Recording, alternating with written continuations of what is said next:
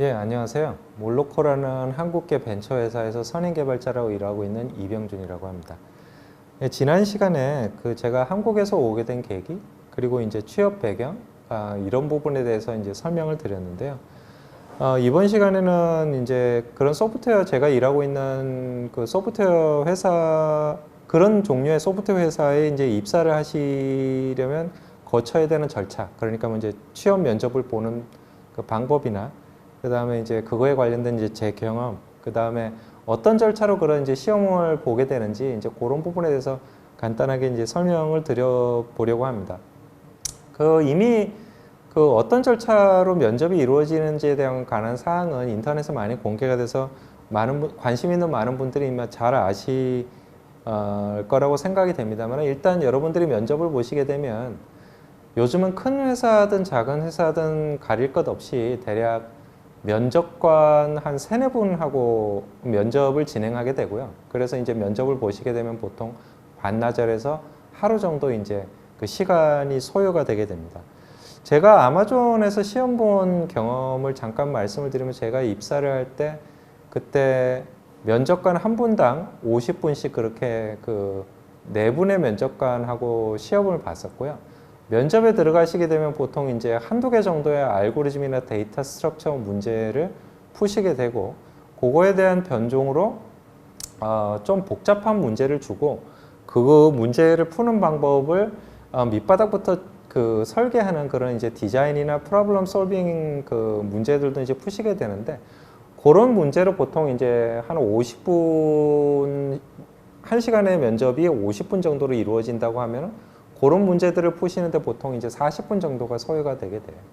그 40분을 그런 문제를 푸는데, 이제 그런 테크니컬 문제들을 푸는데 이제 소요를 하시고 나면 나머지 한 10분 정도의 시간은 보통 이제 비헤이비어럴 퀘스천이라고 부르는 좀 제네럴한 문제들을 푸는데 이제 사용하시게 됩니다. 그 제네럴한 문제들은 보통 이제 어떤 사람이 그 회사에 입사를 했을 때 팀원들하고 잘 융화될 수 있는지, 그리고 굉장히 복잡한 문제를 푸는 솔루션을 개발을 한다고 했을 때 그런 솔루션들을 아무 문제가 없이 납품할 수 있는 자질이 있는지, 그리고 매니저나 다른 팀원들하고 문제가 생겼을 때 그것을 굉장히 스무스하게 이제 풀어나갈 수 있는 자질이 있는지, 그런 부분을 이제 복합적으로 측정하는 그런 다양한 문제들을 남은 10분 동안 이제 질문받게 되고요. 그래서 이제 보통 이제 각 면접관들이 그런 부분을 한두 문제씩 이제 질문을 하게 돼요.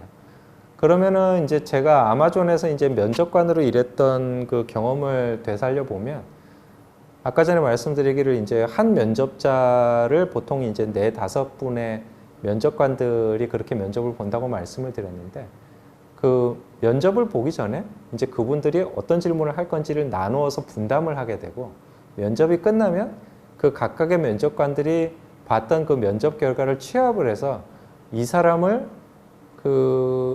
합격시킬 것인지 말 것인지, 뭐 다른 표현으로 하자면 오퍼를 줄 것인지 말 것인지를 면접 후 미팅, 뭐 디브리프 미팅이라고 부르는데, 그 미팅에서 이제 종합적으로 결정을 하게 됩니다.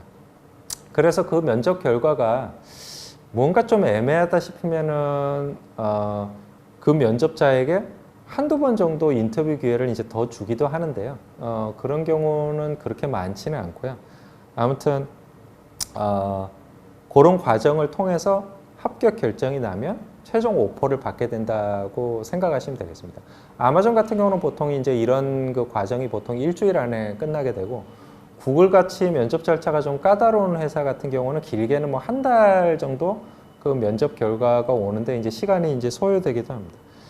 지원 방법에 대해서 말씀을 드리면, 지원 방법은 크게 뭐 보통은 링크드인 같은데 어떤 자리가 나면 각각의 회사에서 잡 공고를 하거든요. 공고를 하면 보통 지원자들이 그 잡 공고를 보고 그 잡 공고를 낸 리크루터한테 연락을 해서 시험까지 보게 되는 이런 과정에 이르게 되는데, 그거를 하기 위해서 뭐 일단 본인 이력서를 제출해야 되는 거는 거의 기본 사항인 것 같은데 요즘은 링크드인을 통해서 그런 이력서 제출 부분이 많이 온라인으로 처리가 되기 때문에 예전보다는 많이 간소화가 됐고요. 그렇게 직접 지원하시는 게 이제 첫 번째 방법이고, 그 다음에 두 번째 방법은 내가 어떤 좋은 회사에서 이미 그 개발자로 일하고 있고 그 경력이 오래된 경우에는 리크루터들이 그런 지원자들을 먼저 적극적으로 찾아서 메일을 보내기도 해요. 그러면 만약에 그 메일 받은 그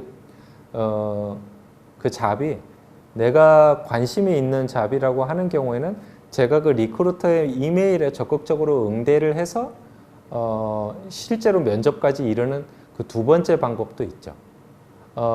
그 다음에 세 번째 방법은 그 이미 회사에 일하고 있는 사람들 한테 리퍼럴을 받아서 이런 경우에는 이제 그 회사에 이미 제가 지원하고 싶은 회사에 그 아는 사람이 있으면 유리하죠. 이제 그런 사람을 통해서 리퍼럴을 받아서 리크루터와 접촉을 해서 그 회사의 면접을 보게 되는 세 번째 방법이 있는데, 이 세 번째 방법이 사실은 이제 면접까지 이르게 되는데 굉장히 제일 빠른 방법 중에 하나고요. 두 번째 방법은 이제 그 회사에서 리크루터한테 직접 이메일을 받아서 지원하는 방법. 가장 느리기로는 제가 잡 공고를 보고 이제 지원하는 첫 번째 방법이 사실은 가장 이제 시간이 조금 많이 소요되는 방법인데, 현재 여러분들이 그 지원하는데 필요한 방법은, 지원하는데 쓰실 수 있는 방법은 그렇게 한 세 가지 정도 방법이 있다고 생각을 하실 수가 있겠습니다. 그래서 제가 지금까지 이제 그 취업 면접을 보는 대략적인 절차, 그리고 이제 제가 시험을 봤던 경험, 그거에 대해서 간략하게 말씀을 드렸고, 지원 방법에 대해서도 시간 제약이 좀 있었습니다만 말씀을 드렸고요.